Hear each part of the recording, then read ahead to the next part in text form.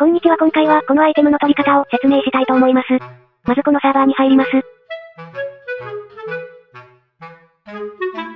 そして、イベントアイテムと書かれているところに入ります。そして、2番目の通路の左側に行きます。入っ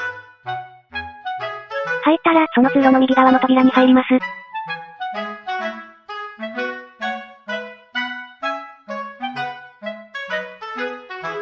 ワールドに入ったら、左側の建物に入ります。そしたら、オビーと書かれたトイレに入ります。オビーは3つあります。